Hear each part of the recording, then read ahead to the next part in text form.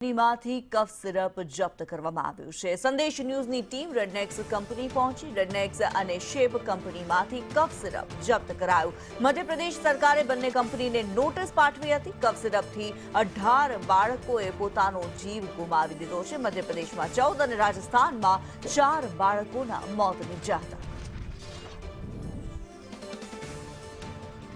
મધ્યપ્રદેશમાં બાળકોના થયેલા સિરપને લઈને મૃત્યુ બાદ તપાસનો ધમધમાટ શરૂ કરવામાં આવ્યો હતો, જેનો છેડો હવે ગુજરાત કનેક્શન પણ બહાર આવ્યું હતું અને ગુજરાતની કંપનીમાં આ ફાર્મા કંપનીમાં જથ્થો છે તે પકડાઈ આવ્યો હતો અને તેને લઈને તપાસનો ધમધમાટ શરૂ કરવામાં આવ્યો હતો, જેમાં કફ સિરપને લઈને ફૂડ એન્ડ ડ્રગ્સ વિભાગ દ્વારા 2 કંપનીઓ પર પ્રતિબંધ મૂકવામાં આવ્યો છે। રાજકોટ અને બાવળામાં આ કફ સિરપની 2 કંપનીઓ આવેલી છે, જેમાં તપાસ કરવામાં આવી હતી અને જે જથ્થો છે તે મરામત કરવામાં આવ્યો છે અને તપાસમાં મોકલી દેવામાં આવ્યો છે। આ સાથે જ તમામ એક તપાસનો ધમધમાટની અંદર અન્ય પણ ખુલાસા થાય તેવી પણ સંભાવનાઓ છે તે જોવા મળી રહી છે, કારણ કે કફ સિરપના કારણે અનેક બાળકોના જીવ છે તે જોખમાયા છે અને કેટલાક મધ્યપ્રદેશના સરકાર દ્વારા 13 કંપનીઓ પર સેમ્પલની તપાસ કરવામાં આવી રહી હતી, જેમાં ગુજરાતની 2 કંપનીઓના પણ વાંધાજનક નામ મળ્યા હતા અને હવે આ તપાસના ધમધમાટમાં વધુ ખુલાસા થાય તેવી પણ સંભાવનાઓ છે તે જોવા મળી રહી છે। સાથે જ રાજ્ય સરકાર દ્વારા 2 કફ સિરપની કંપની પર પ્રતિબંધ છે તે મૂકવામાં આવે છે।